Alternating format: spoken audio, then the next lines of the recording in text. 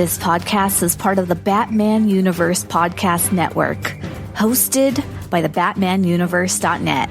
Check out everything related to Batman and the entire Bat family at the BatmanUniverse.net, including news and original content related to comics, movies, television, merchandise, video games, and more. Also, check out some of the other unique podcasts that TBU has to offer. Consider supporting this podcast by becoming a patron on Patreon. Even $1 can go a long way in supporting this content that you enjoy.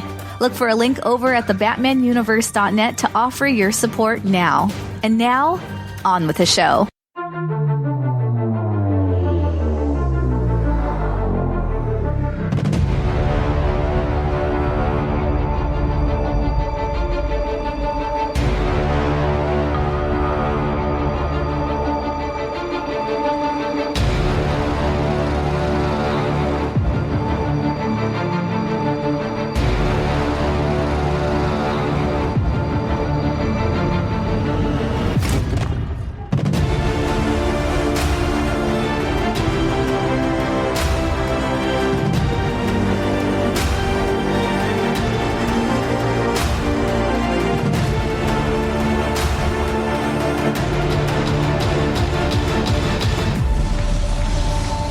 Hello and welcome to the Batman Universe Comic Podcast, Season 15, Episode 4.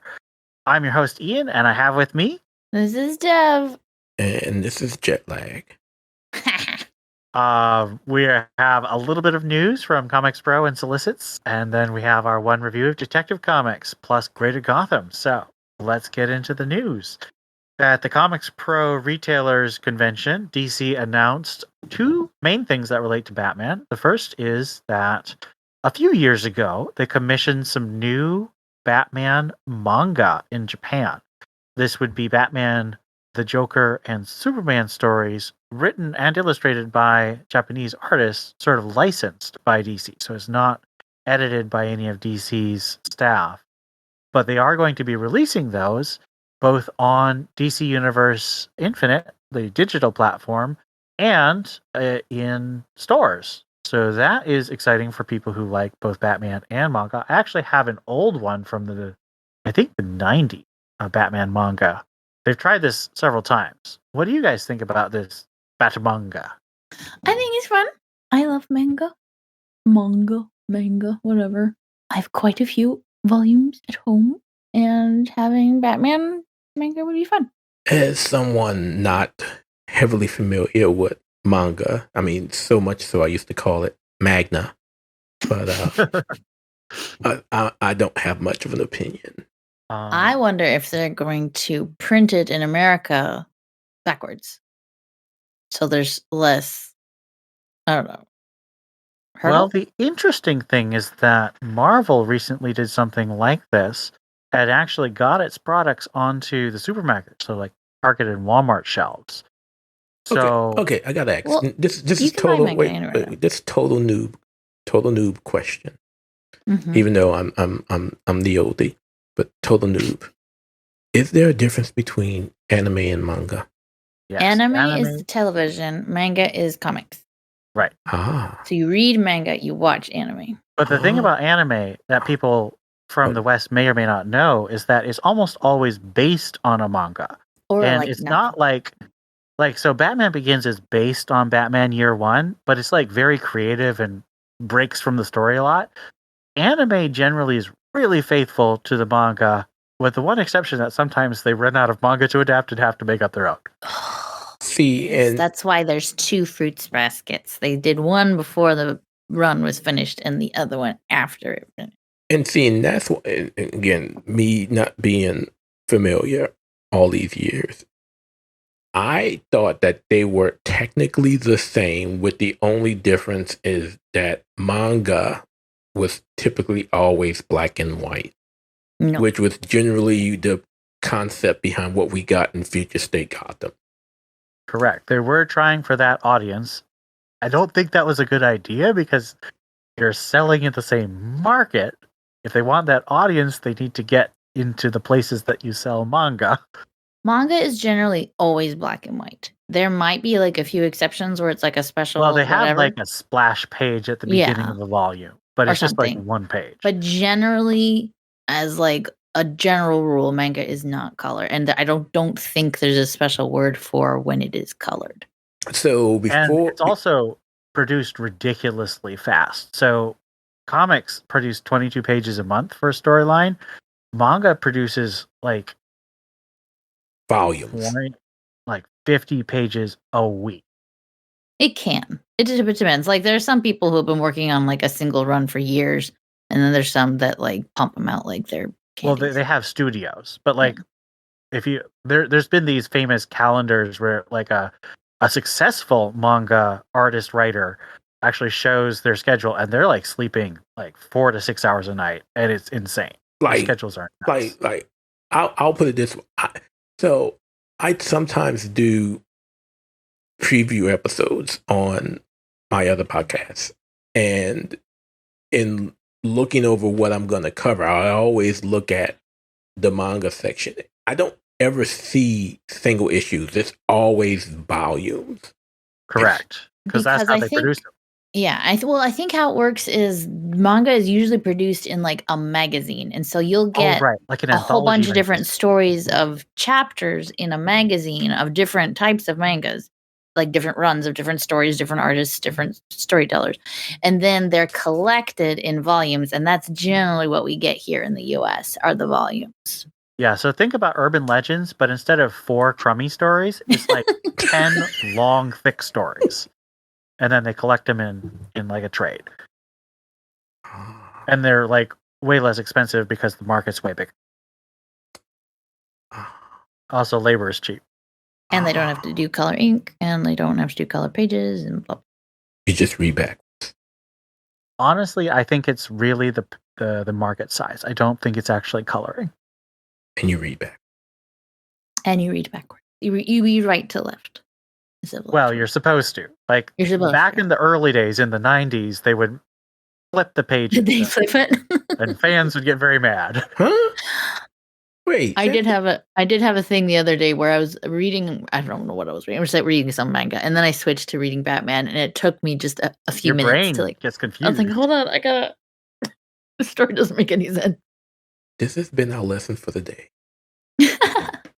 So anyway, we The will more probably you check know. out these manga when they hit the US, and so check the site out. At the Comics Pro convention, they also announced the summer event is going to be called Night Terrors, which we knew already. We learned a lot more, though. It's not a Batman event. It's a Justice League Trinity event. So Batman, Superman, and Wonder Woman are the headlining characters that they're releasing promotional images. It's supposed to be a horror story. It's written by Josh Williamson, and the main art is by Howard Porter. We're supposed to want to read this. Sorry. I know, that's my... Let me finish the announcement, then we'll talk. There's also going to be... It's only 2 months, so it's going to be like Only either weekly or every other week. And a bunch of titles are going to tie in, and I don't know if that means we're going to have like miniseries like Convergence, or if it's going to take over the title like Night of the Monster Men. So it hasn't been super clear how that's going to work, but it is going to have tie-ins, and it's probably not going to be the main creative teams working on them. So we already had some comments about Howard Porter, which I fully co-sign, Steph, but tell me, what do you think about Night Terrors? Nothing of that sounds wonderful or lovely. No, I'm not interested. just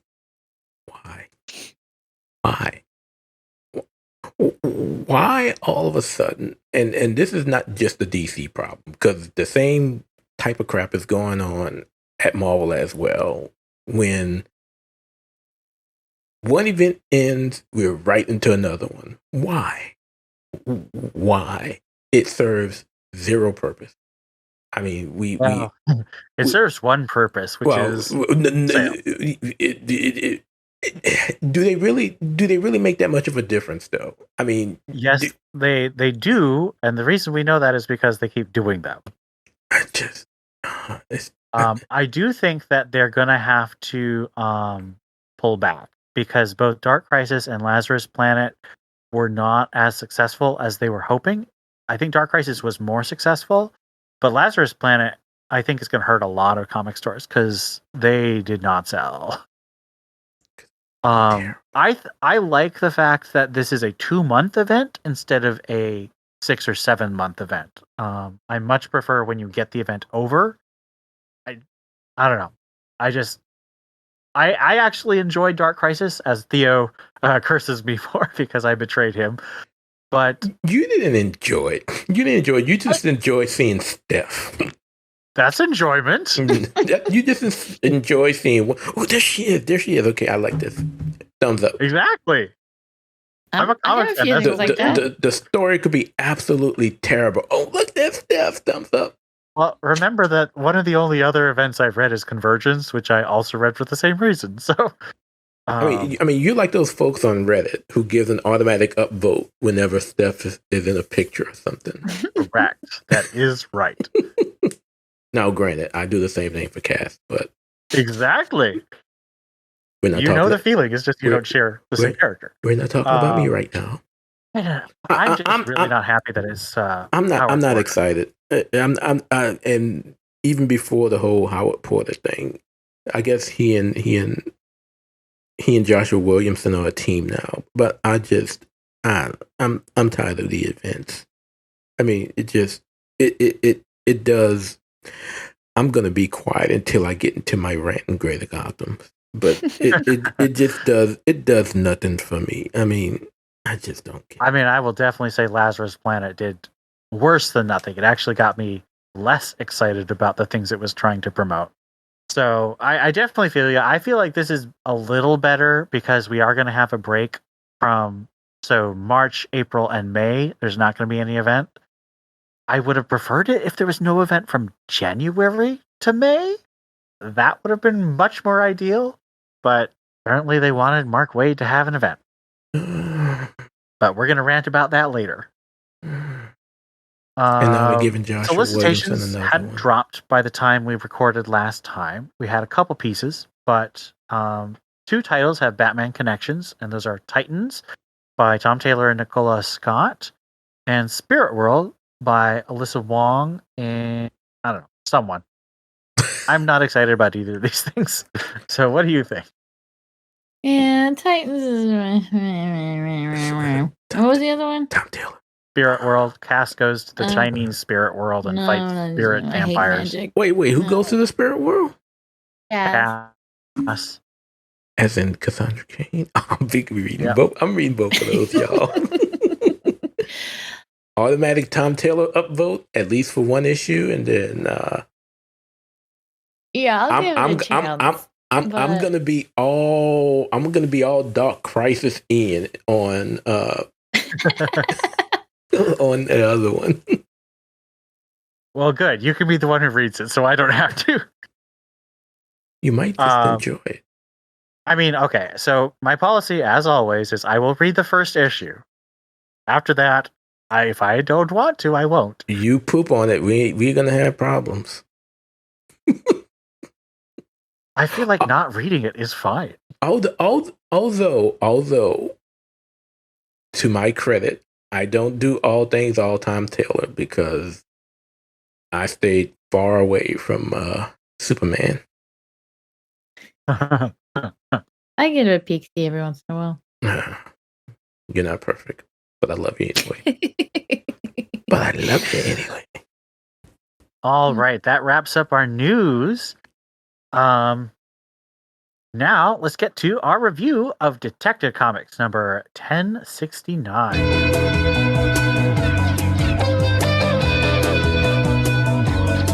This is written by Ramvi. Artist, we have 3 artists: Dexter Soy, Stefano Raphael, and Miguel Mendonca. This is Gotham Nocturne Act 1, Part 4. As our story begins, Ten-Eyed Man and Two-Face wait over the badly injured Batman. Ten-Eyed Man's insanity pierces the veil of the future and the spirit. Batman wakes, and Two-Face drives off his fellow madman to speak to Bruce, saying that Harvey and Two-Face both know Bruce's secret identity, and they will help Bruce, but threaten his family if he tries to destroy the Two-Face personality again. The Orgums attack, and in a flash forward, the golden-eyed Orgum Shavad observes the effects of the battle. Gordon talks to Babs about the 2 days since Batman was injured in the last issue. Then Batman shows up at his private detective agency door. Shavad and the werewolf Gale report to Prince Arzin about the difficulty of fighting Batman, as if he were a virus or addiction. Arzin orders more and more of the Gotham poor turned into asthma demon-possessed soldiers, forcing Gotham to break her addiction to Batman and come to the Orgums instead. Commissioner Montoya feels something is wrong, even though crime is way down despite dramatic terror attacks. But her police chief says to take the win and embrace the Orgums. Renee resists the temptation to put on her question mask and investigate, but calls Eric Wells, parole officer from the GCPD Blue Wall series, who quit, to her office instead. Gordon patches Bruce up, keeping his mask on, but tells him Bruce can't keep this campaign up without rest and recuperation. Batman says he'll give everything he has and then give more. Gordon points Batman to Oracle and her discoveries about the sewers. Babs tells Batman there are patterns beneath the city. Freeze has been building a cooling network based on those patterns. Cassandra Cain, Batgirl, is investigating, and she finds the cages of the poor waiting to be infected with an asthma demon. One of Catwoman's pupils, the stray who calls herself Shoes, or Cheshire Cat, also known as Leon Harper, daughter of Roy, the Red Arrow, breaks free of the cages. She gets shot in the leg, but Solomon Grundy comes to her aid in the sewers. So, first question, which I want to tip my hat to Steph, who said this in the chat. Do you think that the covers in this book, both the main and the variant covers, are reflecting the book's storyline and tone? And I think the reason I asked that was I didn't think so. Like, they try to slip Barbados imagery throughout the book, but I'm just not feeling Bruce's turmoil. I'm not feeling, I don't know. I'm not feeling the horror or the erotic horror, whatever kind of horror it is that is reflected in the covers. I'm not feeling that in the books. And what there is in the books, it just feels forced. Like 10-Eyed Man was there for 2 pages, and that was it. And he spewed some garbage, and then that was the end of his being there. I don't know. I'm just not having fun reading this. And I kind of wish it was dramatic like the covers, but I'm just not feeling that emotional connection to the story. I mean, you've got stories like, Phantom of the Opera. That's what I'm thinking of.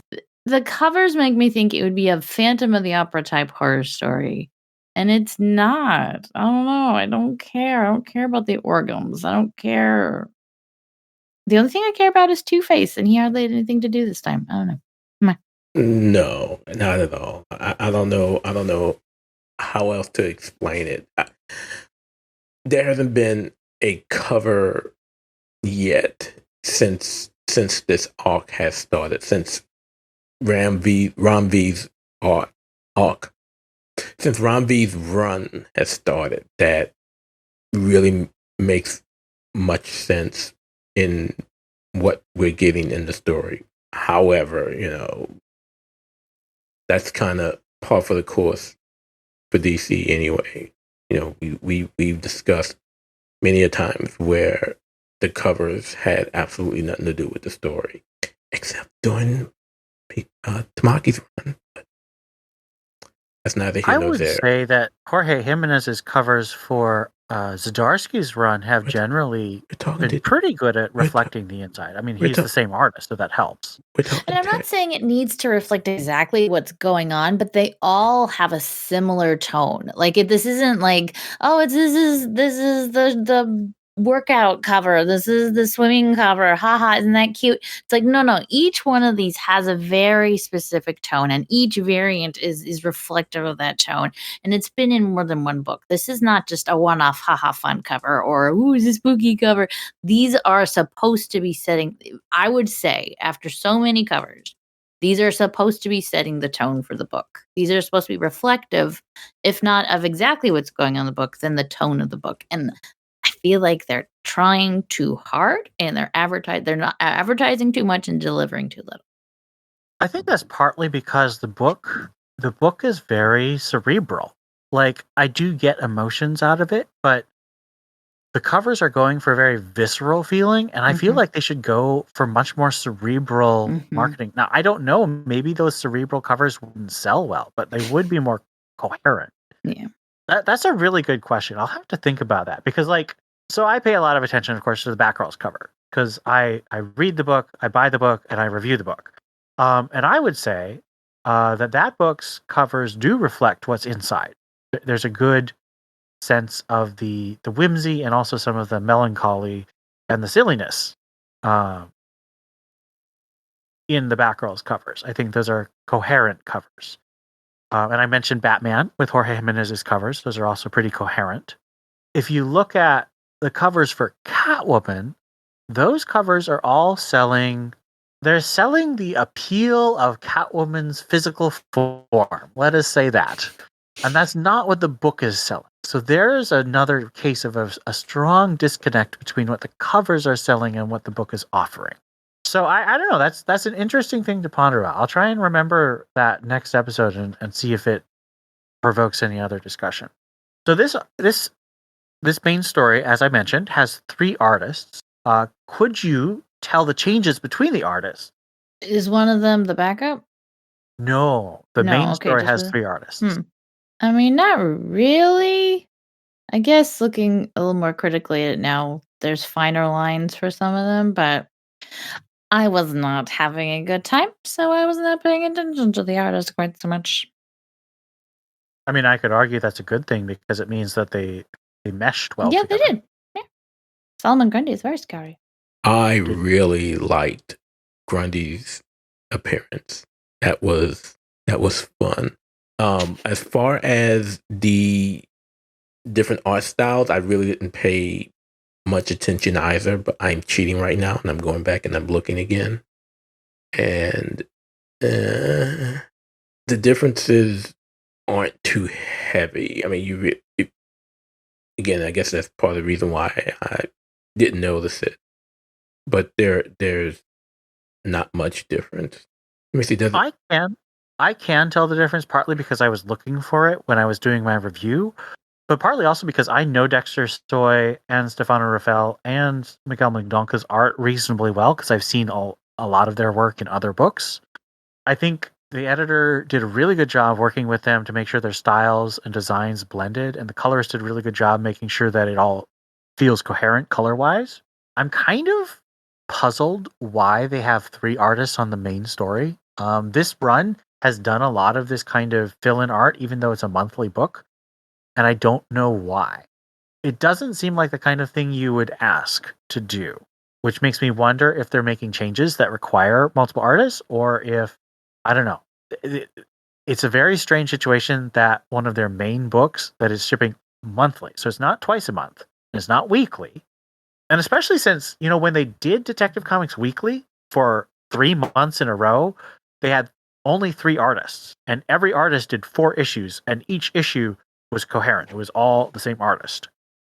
Did they not have the creator page? That's what I'm looking to see. Because usually, if they have multiple artists, they'll lay out who does what. I don't see it in Yeah, the they didn't do that. I Yeah. could tell you which pages are which because I recognize the style, but I'd have to do a page count to figure out, what stretches are what. I know that Dexter Stoy did most of it, especially in the beginning. And see, And Stefano Rafael did sort of towards the end of the story. and see, and then I think that's part of my issue with regards to not, because I didn't even know that this was Dexter Stoy, and I know. I don't know if I would have known if I hadn't read the credits carefully. Yeah, and that's only because I remember Dexter's art on Outsiders, and I really enjoyed his art on Outsiders.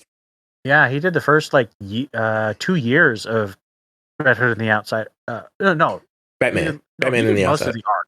Yeah, he for did. Batman. I'm thinking of Red Hood Outlaw, which he also did. Yeah, and I really enjoyed his art, and yeah, I enjoyed his art he's a on really Red good Hood artist. too. And it did not look like. And again, this could be colors, That's making Well, it. I think he was deliberately trying to mesh with Ivan Reis and Raphael Albuquerque style. I think he's trying to have a coherent look. Yeah. So you got me there. I did. I had no clue. Shifting gears from the craft to the story, what do you think of Jim's, Babs, Cass, and Leon Harper becoming a much bigger part of the story? Before this, Jim has shown up, but it's largely been sort of Bruce alone. And we're finally delving into the Bat family. What do you think about that? I mean, I'm happy about that. Again, I'm just not emotionally invested in the story, so there wasn't too much like excitement or like, oh yay, the Bat family. It was more of a relief, I guess, of oh good, at least they're alive. I don't know. It's good that he's depending on them. I'm happy about that, and I'm glad the cat family is making it into this book because it makes me not confident, hopeful that cat could be involved somehow. I don't know. I'm happy, but not like super Automatic cast. happy. That's all I gotta say. I am always happy to see my girl. I'm very happy to see the Bat family. I like the way that Ramvi is integrating Jim, Babs, Cass, and Shoes. I think they're all good, and of course, I mean, he basically created the current version of Leon Harper, so of course she's in character with that.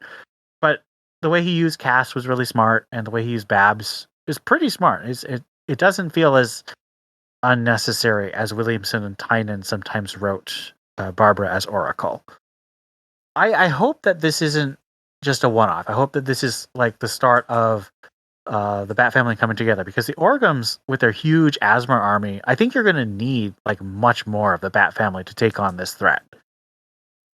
So I hate to bring this question back, but I feel like I need to. Does Batman feel like he's the main character of this story? No, but again, I mean, I think my answer has always been that's okay. It's detective comics, not Batman comics. So that's fine. But I feel like But is there a main character who's not Batman? no. I think that's kind of the problem. I think that's. Yeah. I think one of the I things feel like we're getting so many snippets of different people's stories, but it doesn't feel like any one person is the focus. Like we're not, other than Renee, like we're really not following anyone. Yeah, I think that's a really good observation. Theo, what do you think?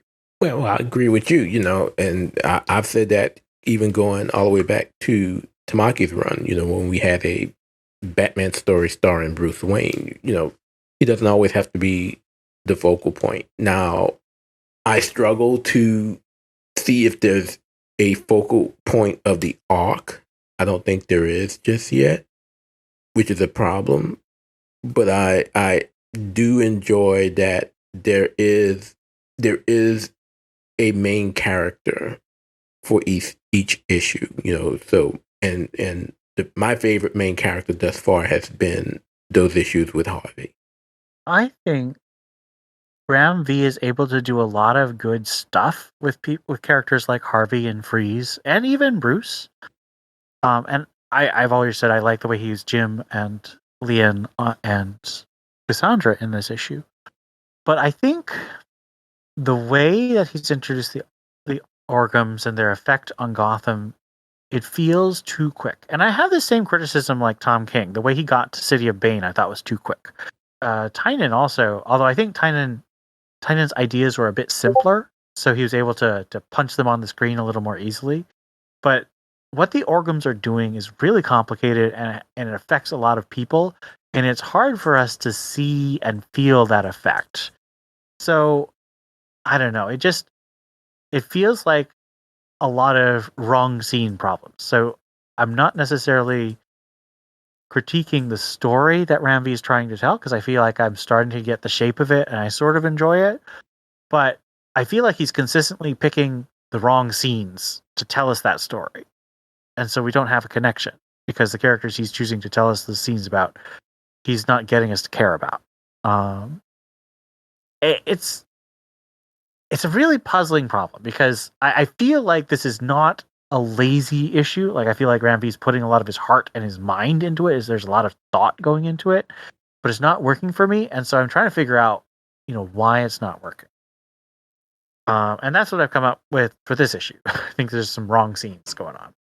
Lastly, what does the struggle between the Orgums and Batman seem to mean to you?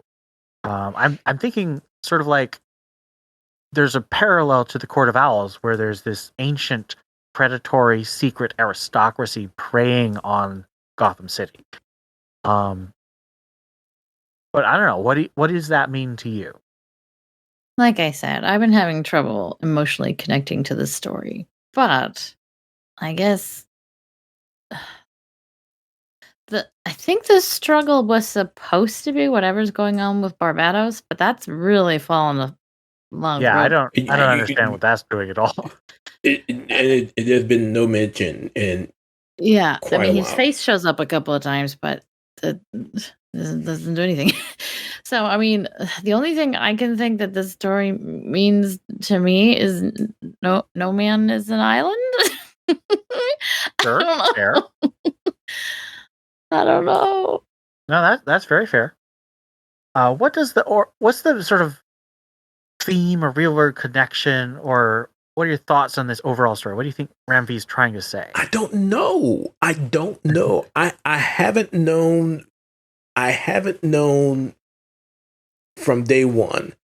And I know you started getting a better picture once he did the annual, but I'm still in limbo because it's still moving slow.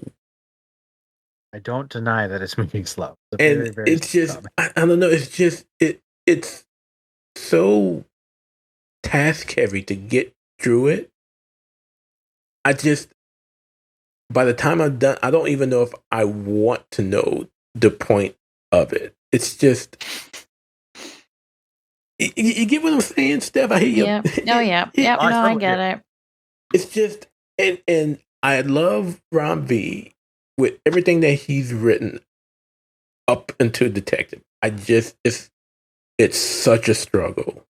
And no, I don't know what the point of the story is right now. And I don't know if it's Harvey's struggle with himself. I don't know if it's Bruce's struggle with Barbados, who seems to have disappeared. I don't know if it's the boy who keeps coming and going, who doesn't have a name, so we could just call him Nero 19. I don't know, and I don't feel like we should have to wait until whenever this is going to end to get it figured out. And it's just, I don't know. All the joy. Kind of stuff you pull on OGNs. Yeah, this would probably be a perfect OGN, something that you could read from start to finish.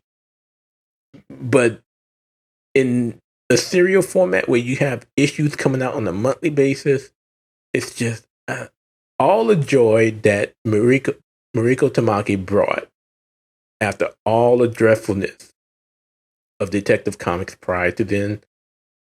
All that love is just gone now, and I don't know.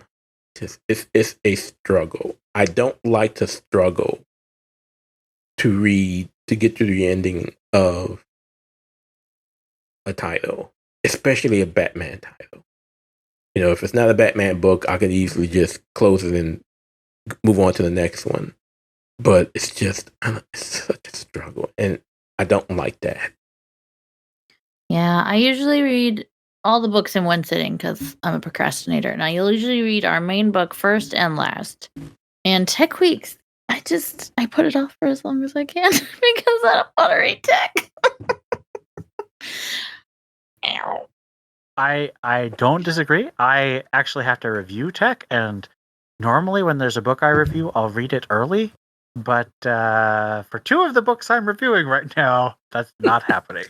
And from one person who's reviewing it now to another who used to review it, and I had. Did you pick up right as Round V started, or did I do the first few issues? I can't remember. I think you did the first 3, and I picked up 4. Yeah, and I think that's where my that's where the struggle really began, or at least when I really noticed the struggle was when doing my review. It really became a struggle. Like Mariko Tamaki could have done a bi-weekly or twice monthly book for her entire run, and I would have been just anxiously waiting to do it. That's how much joy. And I'm not just speaking about Shadows, but just what she brought to Detective was, but it's just such a struggle.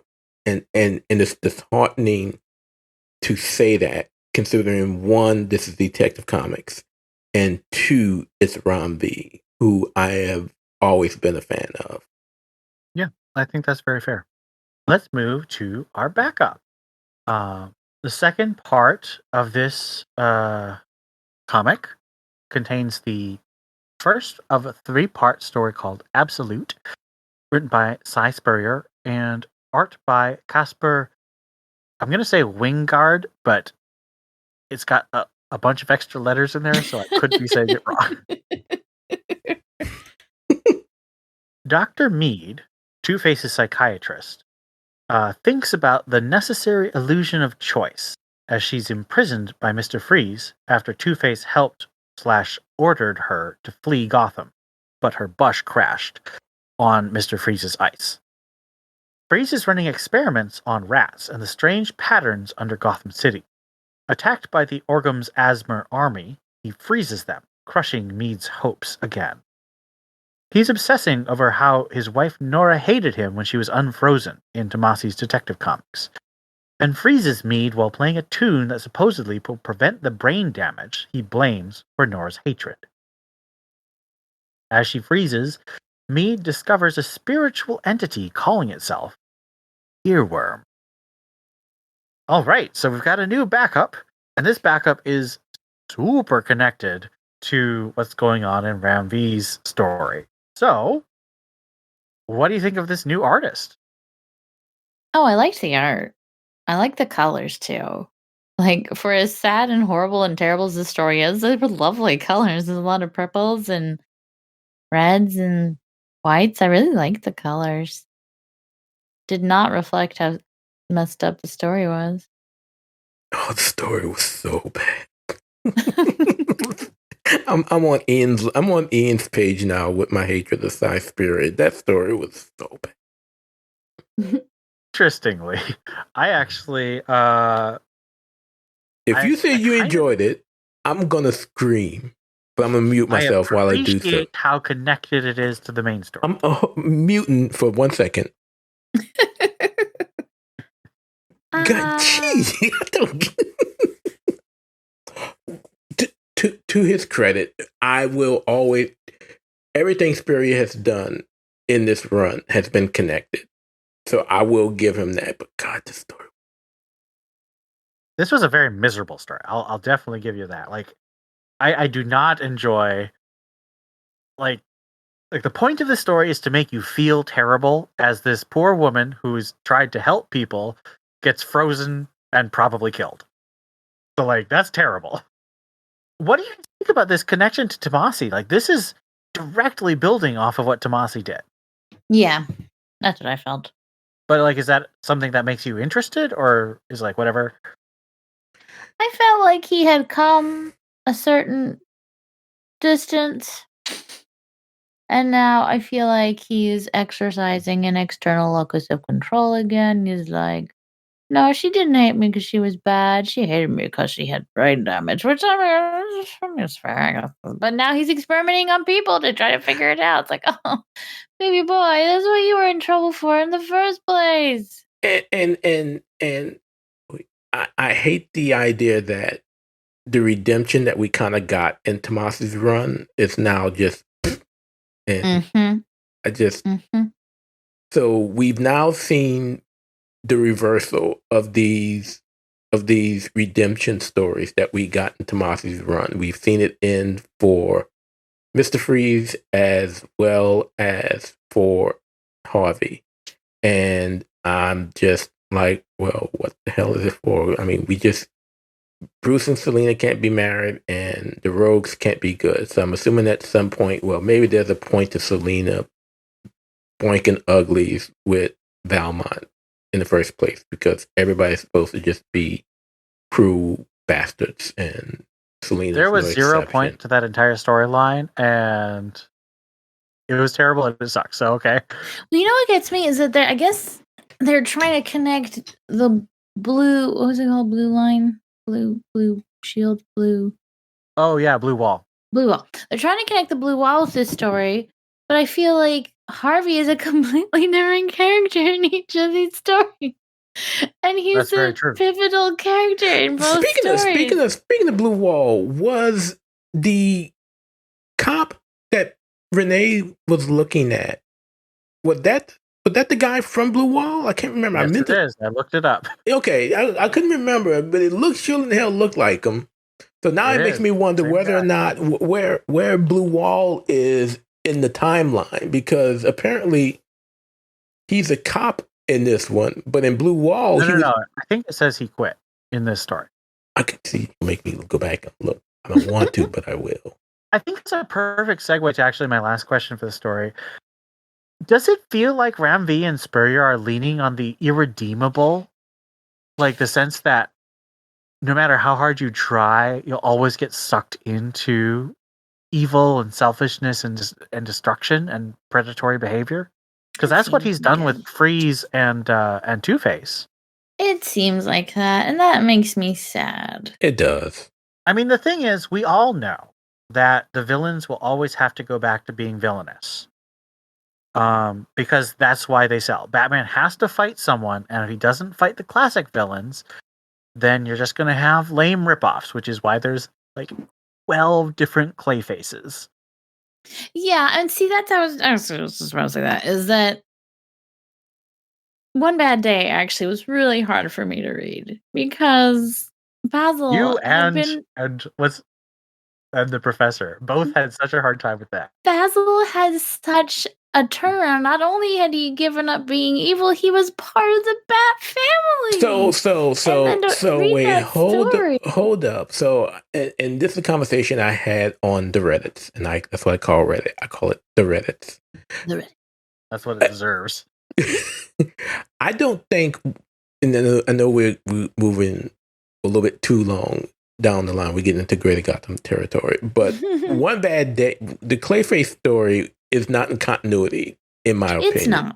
It's not. I don't have a problem with him doing what he did, because even I mean, as far as late as Shadows, he was doing good guy stuff. So I was okay. Well, but in don't take away my joy. Don't take away my joy. What are you doing in Sadowski's run? Hold on. He was in the first 2 issues as a bad guy. Wait. Was that Basil though? Yeah, because actually that was a plot point, is that Batman talks about how they work together, and that led him to be able to defeat him in a whatever. But so I don't necessarily put this on Spurrier or Ramvi exactly, but I just feel like it's been recent. I don't know. Yeah, it's really hard. It makes me I don't like it. I don't like it. Like I said, I don't like what's happening with Freeze, nor do I like what's happening with Harvey. And if they've somehow done it with Two-Face as well, then I'm triply upset and sad. So I don't think in this, going back to the Eric Wells question, it doesn't look like he is gone in tech. Because when she's asking to find him, she's saying that he's in this special operations unit, which is weird because in Blue Wall, he was a parole officer. So this makes me wonder whether or not Blue Wall is behind Detective, and that at some point, once it ends, he's going to be back on the force. Quite possibly. Quite possible. Because he's definitely a parole officer in Blue Wall. Yeah, I don't know. I mean, when Renee says, "Do we still have Eric Wells' number on the books?" that implies to me that he quit. But the special operations thing does seem really weird. Yeah. Maybe that's a spoiler for issue 6. We haven't read it yet, so we don't know. All right. Oh, I guess I should answer. I do think it's really sad. I think the commercial aspect of the fact that these comics don't have ends means that you could never truly redeem a villain because of the fact that readers like to pay to see, their favorite villain fighting their favorite hero. And I don't think that's bad, but I do think it's sad that any character development on a villain side is almost always going to be undone. There's a couple of exceptions, like Pied Piper in The Flash used to be a villain, and now I think he's pretty much a hero. But like Flash is not Batman. Flash's rogues aren't usually as evil as Batman's rogues. So it feels like that's more realistic to see redemption for them. They tend to be much more thieves rather than murderers. Whereas Batman's villains are almost all like murder. Murder, death, kill. Murder, death, kill. Yeah, they're murder, death killers. I don't know. This is very sad. It's very, very opera. Opera is very sad, very tragic. Oh, and I guess the last question is, what do you think about this new villain, this earworm? Well, so actually that was one of my complaints about the main story, was that this whole thing about a music box was introduced really early on, and then that was dropped. So I guess I'm okay with us learning more about something that was introduced earlier, but my carrying capacity is very low. That's a good point. I don't remember the music box. I'll have to go check that sometime. Oh yeah, that was remember there was the music box that Bruce took from them from the ship that they were trying the antiques that they were trying to steal. Okay. So you think this is the same music box that Freeze is working with? Well, I feel like earworm's been mentioned before, so that was either in Harvey's dream or it was really, really early on in the story, or both. You see, all I believe, I just think that that's just an asthma that is calling itself earworm, because didn't she mention the word earworm first? And it's like, there's an earworm in my head. And then he said, I'm earworm. So I'm just thinking that that's an asthma demon that was placed in her. And it just looks like it's frozen because she's frozen. That's a really clever idea. But I just think that's a regular asthma demon. All right. Let's give Detective Comics 1069 a rating out of 5 frozen psychiatrists. Oh, I don't care anymore. 2.5. Mid, exactly. Don't care. Don't hate it. Don't love it. 2.75. It's not a 3 in any sense of the word, but it's not. It's a struggle. The struggle is real. The struggle is as real as my jet lag right now. Sorry, what was your rating again? Steph? 2.5. 2.5. Okay, I said 3.5. Kind of glad I didn't go higher. I don't know. I felt like I should go higher, but I also didn't want to. So I'm glad I didn't. That gives us an average of 2.92 and a median of 2.75. He came up with a median because he couldn't do a mode. It does make me sad when I don't have a mode. Whether you are a first-time TBU Comics podcast listener, a 13-year veteran, or anything in between, we'd love to hear what you think about this episode or any of the comics we discussed. Send emails to tbu@thebatmanuniverse.net. Join our Discord server linked at thebatmanuniverse.net. Send us a tweet at TBU_comics. Or, if you're a patron, leave us a comment on our Patreon page. We'd also love it if you left us a review on iTunes.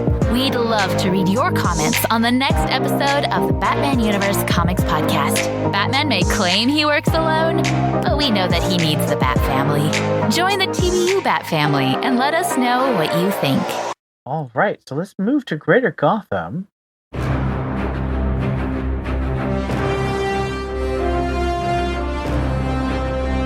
We're going to add to our normal ratings of thumbs up, thumbs down, neutral, and abstain the category of WTH, or what the heck. What the heck? No, how about what the hell? I know it's family friendly, but dang. Go. Okay. What the HE double hockey sticks? That's a joke about webtoons from before we started recording, by the way. Well, it's also a phrase. I know, but I think that's why you said it that way. It's why it's on my mind. Yeah. All right. So, with that being said, you will see why in a few minutes. Nightwing number 101. Neutral. I don't know. There's too much going on. It's too much. I hate magic. I hate demons. So first question before I give my rating: Are they going to start doing backup stories in Nightwing now too? Did they do Was one there? in this one? Yeah. The backup story was the follow up to Nightwing training John. Oh, you're right. I don't think so. Didn't it say to be continued somewhere? Yeah, because remember at the end, the circus blows up. Yeah, I think that was just an ad. They're making ads, events into events are ads, and now backups are ads. It's a neutral for me as well.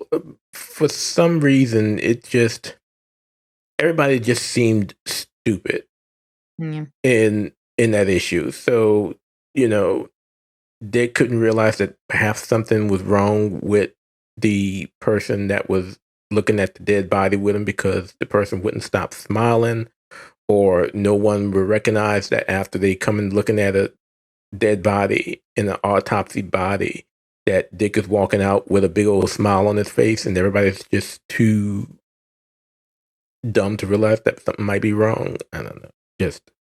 And I would just go. I always thought it was weird that the Titans were suspects in his death, and they're gonna let Nightwing just be there alone with the autopsy, letting him tell her what happened. I don't know. It's just weird. The whole thing was weird. Yeah, and I'm like Steph. I can only take so much magic. So neutral, yeah. which is a moment in history, y'all, considering the Tom Taylor acolytes are not quite on board this issue. I didn't read this because I don't remember. So you did not miss anything. You didn't miss anything. Although there was a Batwing appearance, so that kept. Oh, really? I gotta check that out. I love Batwing. Not Batwing. Not Batwing. Bitewing. I'm sorry. Bitewing. Bitewing. No, dog. Got me excited. I thought it was Luke. What book are you reading? Bitewing. All right. Sorry. Got Ian all excited. Batman, Superman, Worlds. Oh, by the way, when we do find out what that Batwing Vixen book is, you got to tell me. I'm gonna be closely watching that one. All right. So, Batman, Superman, World's Finest, number 12. Thumbs up, but why? Tell me about date night, because okay, it was fine. Is it really a date? It was, but Dick is a total jerk. Not jerk, but Dick's screwing it up the whole time. What? Supergirl is bored with him, and so Steph, you might have to bleep me, but why are they making Dick a hoe again? He's not. He's young, and he's just going on an innocent little date. It was very much teenagers going on a date. It was not hope. It wasn't playerness at all.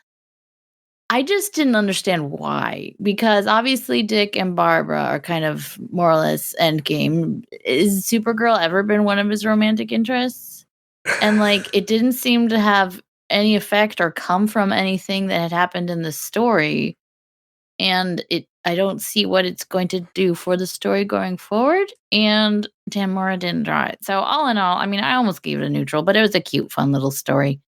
But all in all, I didn't understand the point of it. I don't know. It was fine. It was a cute, awkward little story, but I didn't understand why it was there. It was definitely a filler. I think we can tell that this is an abstain for me. Theo? Oh, all right. I didn't read it. Because I asked about date night. That's right. I only knew about date night because of the cover. Cat number 52. Thumbs down. What is this? she's like yelling at her lawyer who's got evidence that she can get out for no. She's like, "Oh, but I killed him." She's like, "No, you didn't. The explosion killed him." It's like, oh my gosh, what is this book? And then Bat and Cat are writing love letters to each other, and like the things Bruce is saying, it's like you. When he say those things, The thing that really got me is that Bruce says, "I would never tell you what you do," and then the next 2 pages are him telling her what to do. I'm just like, I don't know if you're doing that on purpose or not, but it's terrible. this book. What? I just I just don't get it. And I glazed over the crap. What's her name? Fill-in Catwoman stuff. I did not care. It's really badly done, and it makes me mad because I like Aiko. Thank you. And I'm really, oh my goodness, Tomcat continues to be terrible and stupid. The costume's bad. The name is bad. I'm not against the character as an idea, but this is terrible. This is awful. And she's Thumbs down. She's about to do Harley Quinn. Actually, I read the interview about Harley Quinn, and it looks like it might be better. Mm-hmm.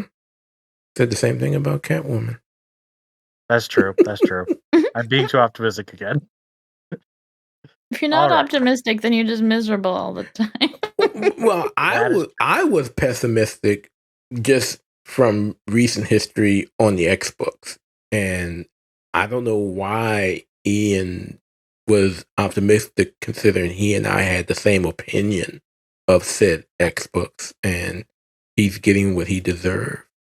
Because I don't deserve to have to review this book. Oh, it's so mean.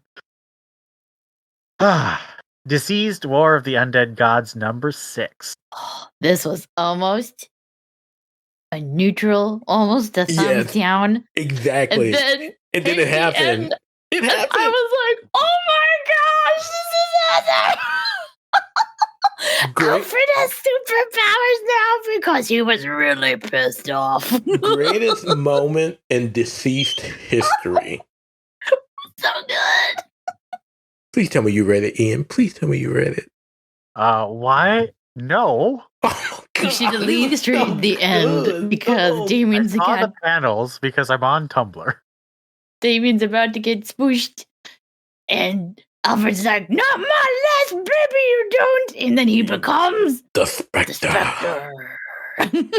Yes, I saw that. No one It's so dies. good. I'm like, oh No shit, one somebody's about to get whooped now.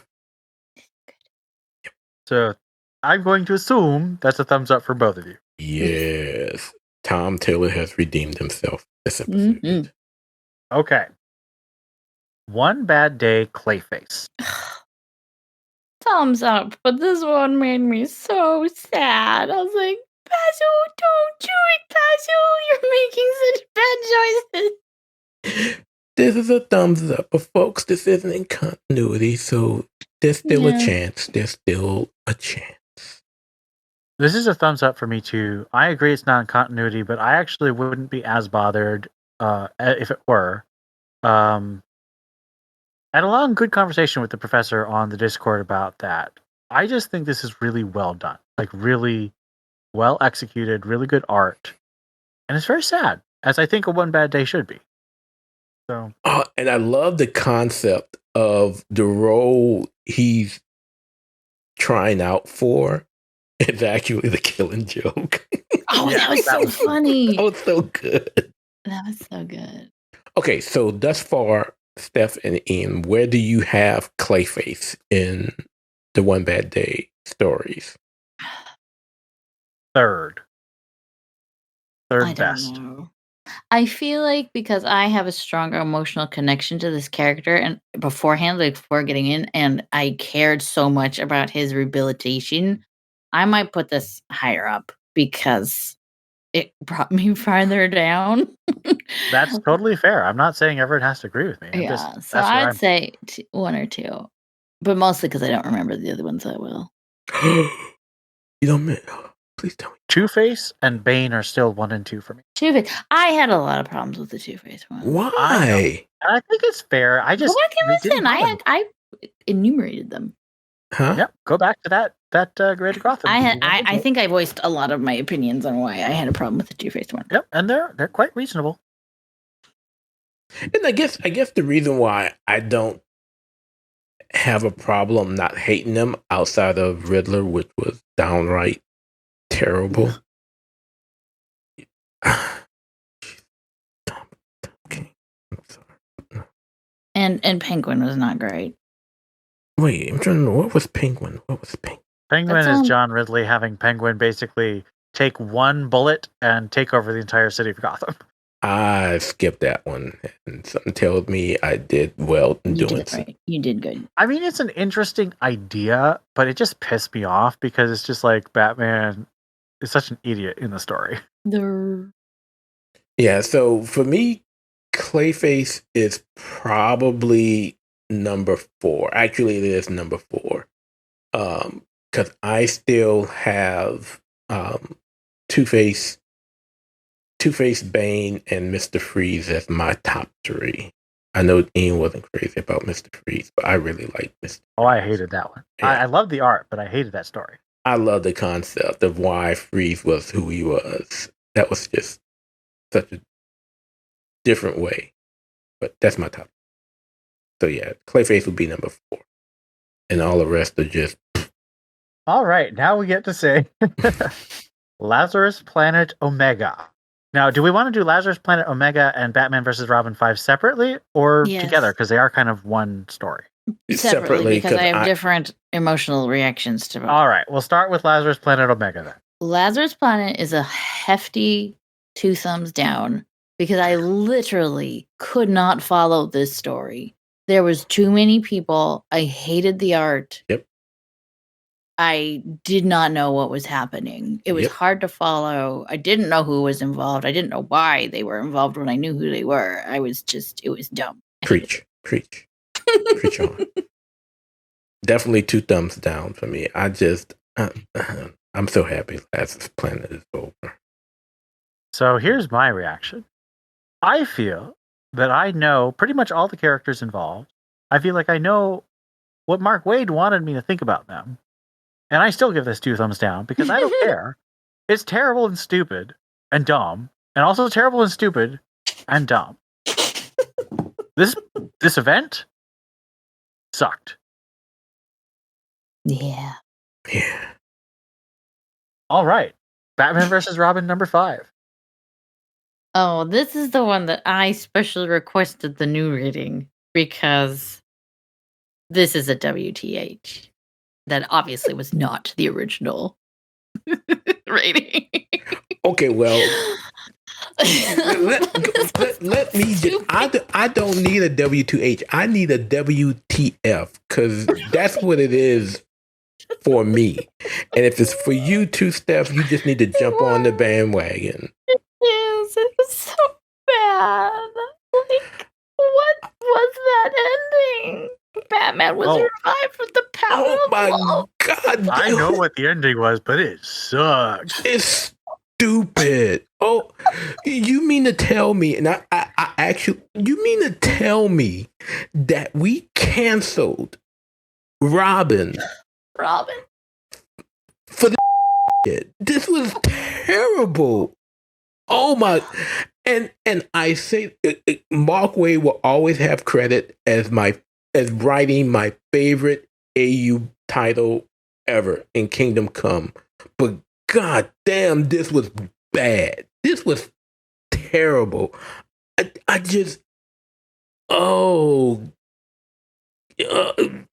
feel like I have my own earworms in my head now. That was so bad.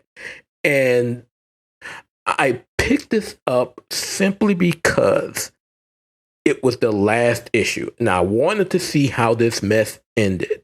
And I wish I can get the time in my life back for this. It was terrible. And DC owes us an apology for printing this. It was utterly miserable to get through. And this whole Batman needs you to be... Yeah, go sit down somewhere. It was just terrible. Mark Waid should be embarrassed for what he did with this title. We do not need another Batman versus Robin, Robin versus Batman, Batman versus family, whatever. Just let that shit lie where it is and call it quits. This miniseries and this event were pointless and stupid. And it is 7 long issues of character assassination on everyone involved. And I'm particularly salty about how they handled, spoiler, Stephanie Brown. She deserved way better than this. But I think it's telling. I think it's very telling that they have nothing solicited for Damian for the next 3 months after this event. This is a dead end. It doesn't lead anywhere. It says nothing interesting at all. The only thing from the actual, like, tie-in books, in quotations and sarcasm, Tie-ins, they're advertisements you have to pay for. was that Flatline resurrected Roz, and then that had nothing to do with anything. Like, that was like, for sure, this is the only thing of consequence in these books. And nope, it had nothing to do with anything. And what pisses me off even more so is the fact that in writing Robin, Joshua Williamson knew it was a dead end, that it was all to set this mess up. And that is so much of a disservice for something that was... It was still a great series, though. So good. It's so good. And they ended it for this crap. I am so pissed about this. And this issue only solidified that hate. I did not like it. DC should be embarrassed for what they did with this series. I don't know what they feel the need for all these Batman versus Robins, which always end up the same way. Robin gets pissed, Robin goes off, Robin said, "Oh, I'm sorry, Dad," and everything is all hunky dory. We don't need it. Just don't do this again. This was terrible, and the way this ended. Bleh. So here's a genuine question: how does this compare to the Adam Glass Teen Titans run? I don't know that one. That's the last time Damian and Batman were fighting. You know, where Damian's like, "I'm not Robin anymore." Yeah, that's when he tore the emblem off his uniform. See, how does this compare to that?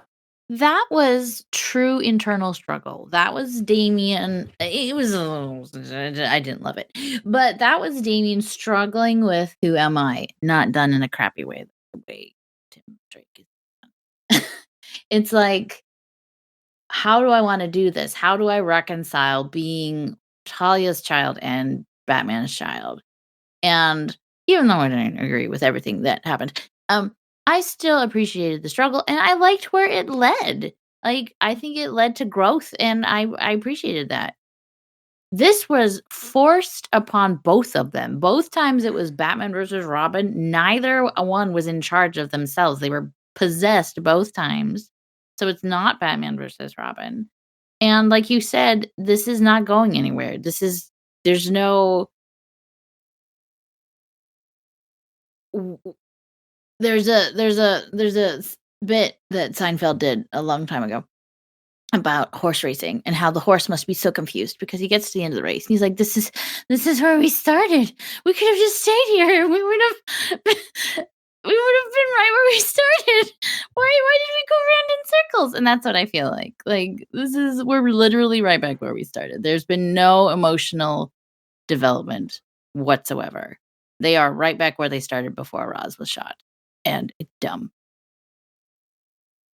While I was not crazy about Teen Titans after Adam Glass took over, it was the worst part of that series.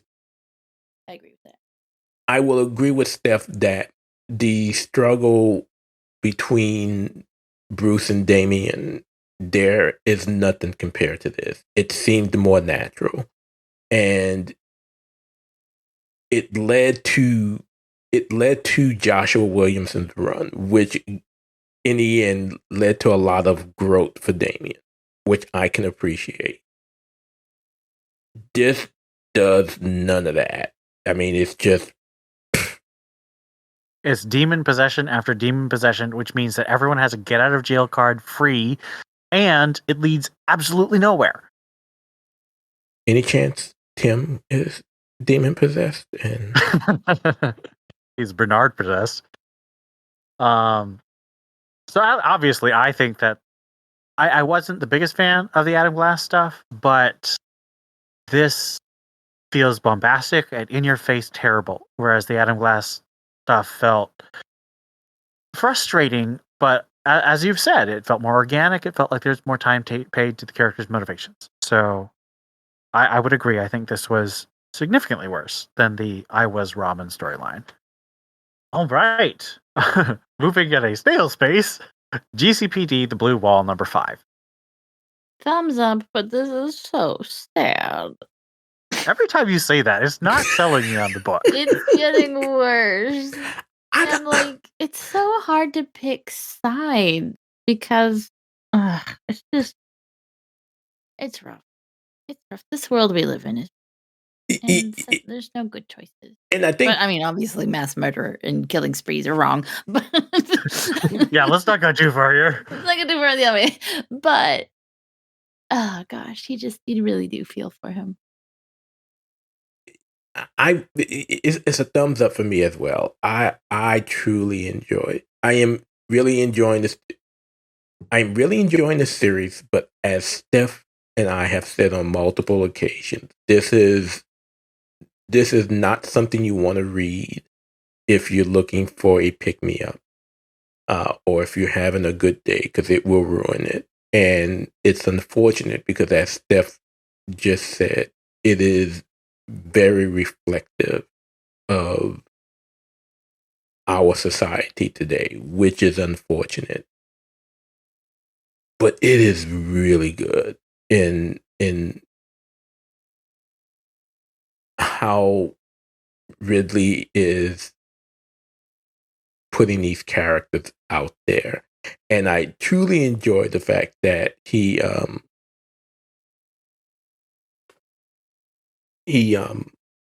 brought Harvey back to make his proposition to Renee to handle her problem, which of course Renee turned down. But it is unfortunate that she's hitting the bottle again. I hope that one glass was it, but I don't know. I loved Harvey in that moment.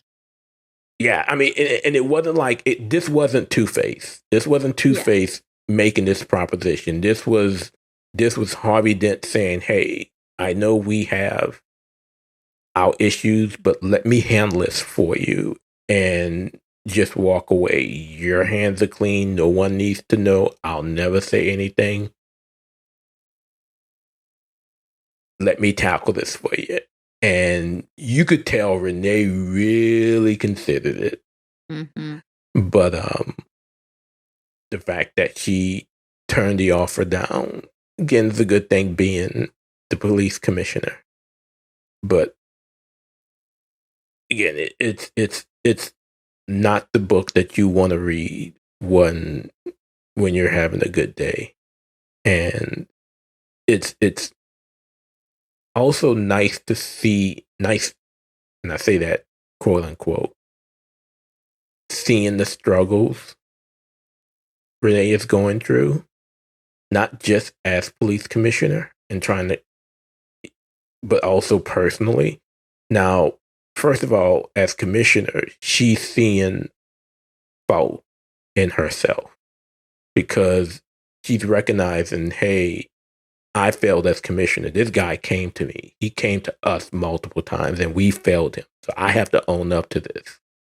And the fact that it was not just brought to her office doorstep, but it was brought to her home doorstep. And the fact that her brother and future sister-in-law are now not going to be future sister-in-law, are now dead, and you see her really struggling to go through all of this while being a police commissioner.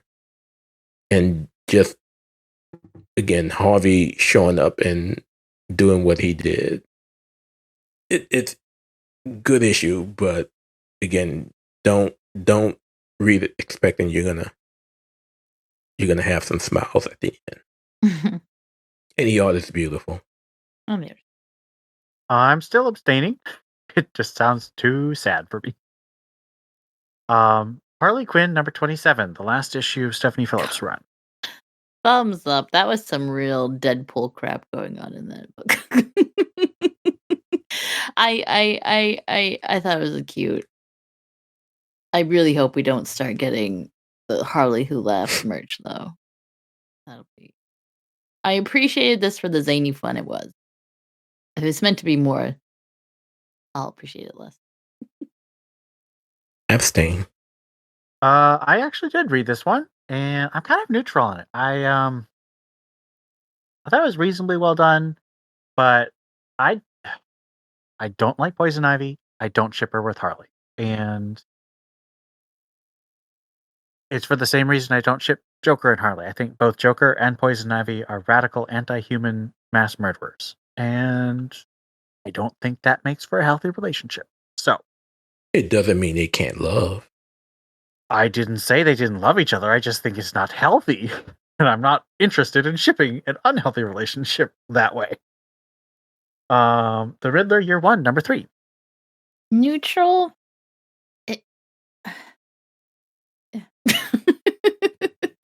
It was interesting seeing him work with Batman. I think that's what happened. But this book is so weird. I couldn't actually tell what was happening. But I think he's working with Batman to uncover some records and do some investigation. It's just a really long one bad day is all this is going to be, because by the end he has got to be the Riddler from the film who wants to work with Batman to take out Bruce Wayne, which is just all kinds of messed up. But yeah, it neutral, but that's just because the art is so bizarre. It's hard to understand what's going on, but I think that's what you're supposed to. Like, his mental state is just ridiculous. And the art definitely reflects that very, very well. Abstain. Also abstain.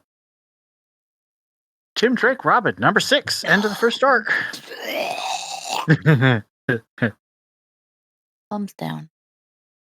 For all the reasons. 2 thumbs down for all the reasons and then some. Thumbs down. Story and art just are weak and poorly executed.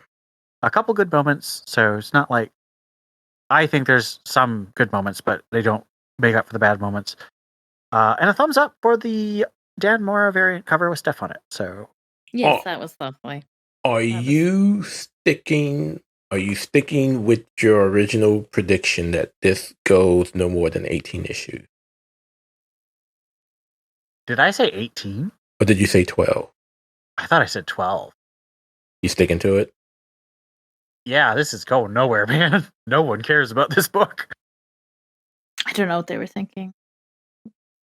I know exactly what they were thinking, but they were thinking wrong. Oh yeah, I know what they were thinking too. Yeah. Punchline, the Gotham game, number 5. Neutral? I miss Bruce. I miss Selena, sort of. I don't understand what's happening. I think that's the biggest thing, is I don't quite understand why Selena's, or what's his name? Salonis. Black Mask. I don't know what he's doing. And I don't know why he's killing everyone. I don't know what anyone's doing or why. Yeah. Neutral, because it's confusing. I treat my punchline like I treat my Harley. I don't touch him.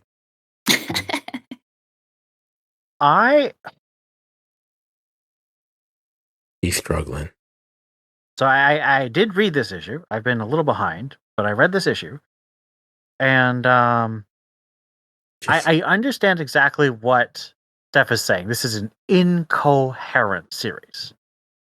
there's a lot of stuff that I enjoyed about it, but it makes no sense. The conflict makes no sense. It's not a punchline book. It's not about punchline. Punchline's just in it. And she had a plan at the beginning, and she was the beginning It was started strong. well. Yeah, I really liked the way it started. And there's still some interesting ideas. Like, I like the part where someone's like, I'm going to die with someone who has less than 5,000 followers. Like, that is actually, I think that's funny and also clever. Like, that's the kind of thing Punchline is good at, but it wasn't Punchline who said it. And it's just like, this book is so incoherent. And it's so weird to me that DC's taking their character who has so much buzz. Like, this is their new jewel in the crown of their brand new characters. Like, this is the character everybody knows about because she's sexy and she's Joker and she's new. But this is such a dumb series to try and promote her with. It became a dumb. Yeah, it's just I wanted to like it. Like, I was impressed with how much I liked it to start, and then it's just gotten worse. So it's a neutral for me. Oh, except for one thing. So there's an editor's note that says Harper Row developed anti-nanotech in Batman and Robin Eternal number 26. That is a lie.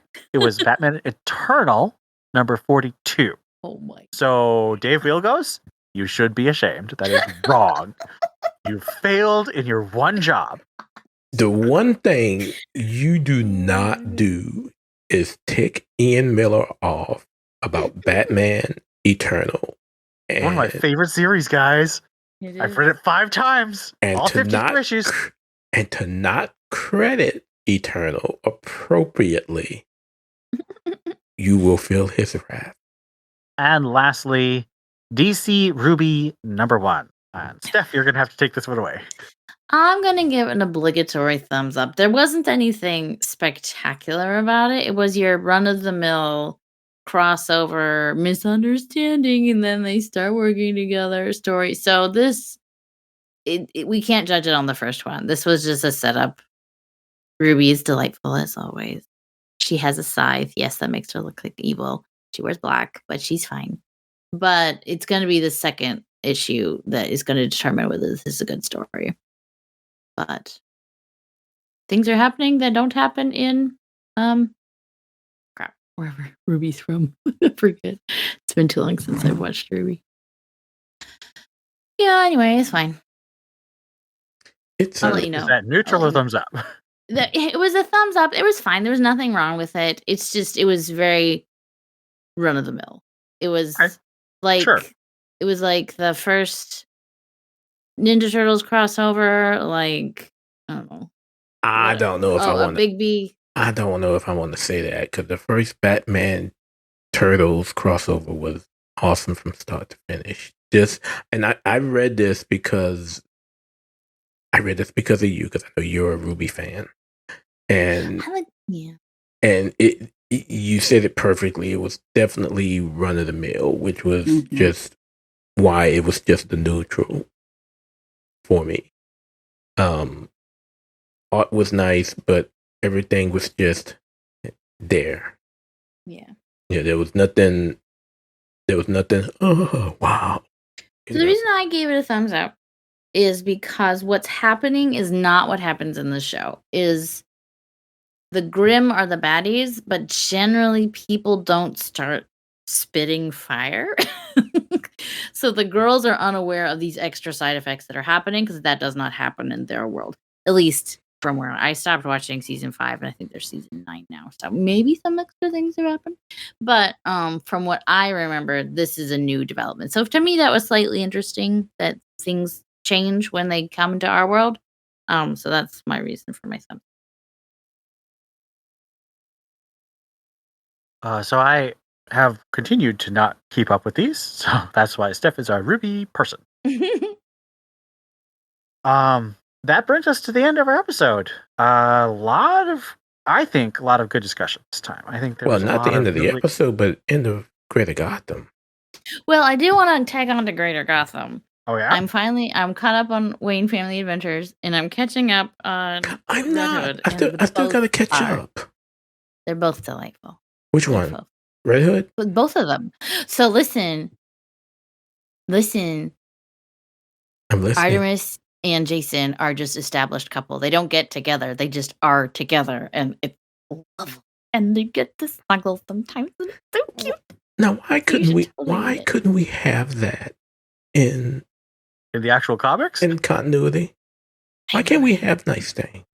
Why can't we have nice things? Well, you should check them out for free on Webtoons. I gotta catch I'm up. also reading Zatanna, which is fine. She's mad at John now, which is fine. John, I'm still mad about Tana and historical accuracy prosecution, but that's not TBU. Wait, which one? Zatanna. I gave up on that. It was just, I don't know. I should did catch back get up out, on and Vixen then because I was enjoying it. It's just Vixen there's is too really much. good. Vixen is really good. Oh, I might need to try out Vixen. I'm behind on all of my webtoons, and now you all are telling me I need to read I Wish You Were Dead too. So Oh, yes, you should read that one. All right. Well, Wayne Family Adventures, thumbs up. Red Hood Outlaw, thumbs up. Let's move on to our thank for our patrons. So again, if you support us at a certain level on Patreon, we read your name on our podcast with a big thank you. So thank you to Lisa Slack, Donovan Morgan Grant, Austin Davis, Ian Miller, Stanton's Grave, Johnny McCloskey, Gerald Green, Donald Townsend, Cesar Diaz, Joshua Lappin Bertoni, Ed Grouse, Jessica Morales, Rob O, Captain America, David Richards, Tim Garassi, Mary Garrett, Robert Lewis, and Stephanie Mounts. Thank you all for helping us keep our archive and our new episodes up. We appreciate your support, your comments, and your involvement in the community. The Discord's been really good the last couple weeks, so definitely join that. But that brings us to the end of the podcast, so thank you. I have been Ian. Oh, this is Steph. oh God, what's wrong? You have been Ian. Who are you the rest of the time? Stephanie Brown fan.